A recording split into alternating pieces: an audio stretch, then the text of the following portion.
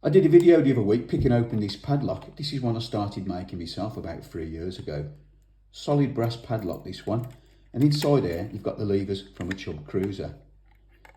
Now, for those what follow me, you'll probably know on New Year's Day, 16 months ago, I had an house fire. And basically, this was left in the garage and I forgot all about it. Anyway, we moved back in this weekend, yeah, at last. We're due to move back in and I'm going to actually finish making this lock off in the summer. I'm just going to attach a video now to how I started to make this lock, and then hopefully in the summer I'll do another video when it's complete. So I've got all the components out that I made to make this lock. First of all, I'm just going to show you the two items I didn't make. Firstly, I didn't make the levers.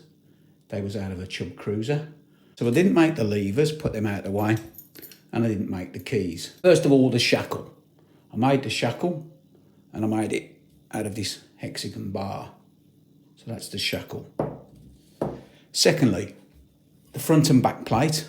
I made these, and basically what I bought was this plate, because I'm going to use this again for the outer skin. I bought two of these. They're 150 by 150. So basically I just cut them down the centre and that made me two of the plates with bits of scrap left over.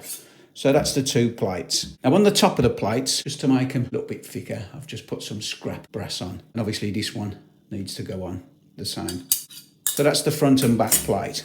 The bolt, this was probably the most trickiest thing to make out of everything. All these are bits of scrap brass put together. You probably just see the thread on it. That's also a screw. So that's the bolt. Now this piece is what the bolt slides across on.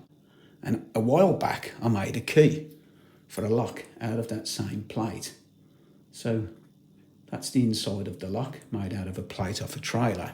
The outer sides, I bought a straight piece of bar. This was 3/4 by 1/4. Obviously, I've had to bend it a little bit.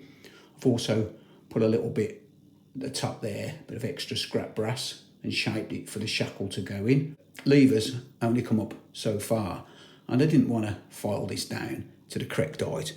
So what I did is I've just put a bar on the inside of the front cover, which sits nicely on top of the levers to stop them popping out. And what I used was this. Yeah, that's just the connection out of an electrical block. So basically that screws onto there. You can see I've had to file a bit out, and then that just sits over the levers, stop them springing out. These were made out of bits of old scrap brass bar, and I've drilled down the end and I've put 4mm thread, so that screws into these. That's what I bought, which is the 4mm thread. So I've put that plate on, which I made off a trailer. I've put the studs in, and now the bolt sits on top of that plate and obviously slides across like so. And the front one, I've just put that electrical block in there, and I've also attached that piece on the top.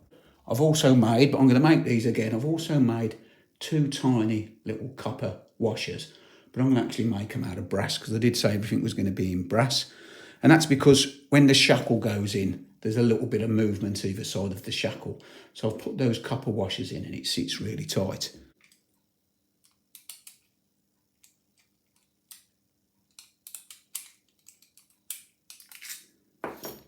So we're getting there, so I'm going to put all the sides on now. It's now starting to look a little bit more like a lock. I've put the sides on, the top, the bottom.